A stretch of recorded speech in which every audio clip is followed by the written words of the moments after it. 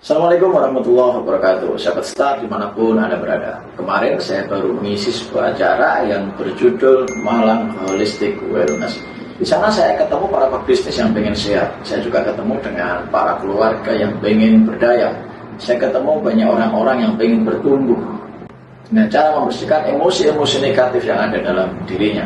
Kemudian melakukan rilis terhadap masalah-masalah yang selama ini membebani diri mereka. Teman-teman sekalian yang hadir variatif, ada yang dari ekonomi menengah ke bawah, menengah dan menengah ke atas. Ketika saya berinteraksi dengan beberapa teman yang menengah ke atas, di sana saya temukan mereka adalah orang-orang hebat.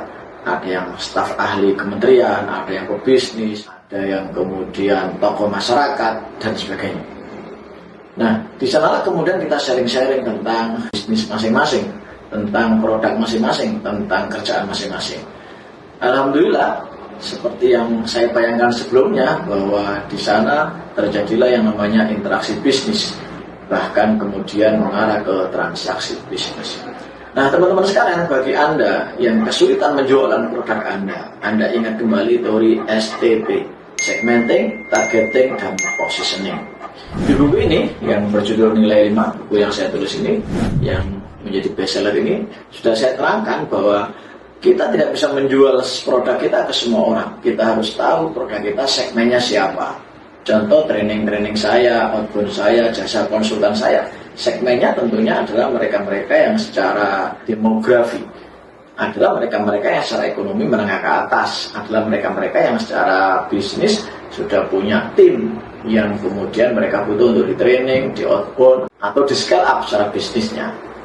Kemudian secara geografi mayoritas mereka tinggal di perkotaan, dan secara psikografis mereka adalah orang yang berpendidikan.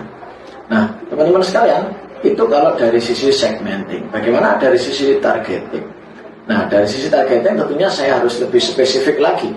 Kira-kira saya menawarkan apa ke siapa? Nah, bicara targeting harus lebih dikerucutkan lagi, teman-teman. Contoh misalnya adalah ketika saya mau menawarkan tentang consulting, tentunya saya harus tawarkan ke mereka yang punya bisnis yang lagi bertumbuh, atau lagi pengen bertumbuh, atau lagi pengen menyelesaikan masalah yang mereka punya.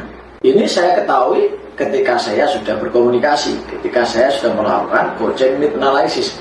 Jadi tidak setiap segmen kita itu pas menjadi target market produk kita. Kita harus menggali lagi lebih dalam sehingga kemudian mereka menjadi target market kita, yang istilahnya namanya targeting.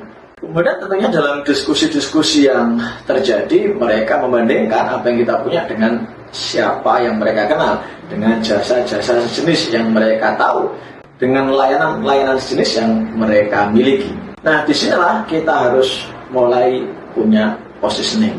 Apa pembeda kita dibanding layanan-layanan lain? Apa nilai lebih kita dibanding kompetitor-kompetitor yang tadi beliau sebutkan? Kita harus punya pembeda. Kita harus punya nilai lebih dibanding kompetitor-kompetitor tersebut. Itulah yang namanya positioning. Nah, bagi Anda yang ingin tahu lebih dalam, silakan simak di buku saya, Nilai 5. Terima kasih. Assalamualaikum warahmatullahi wabarakatuh.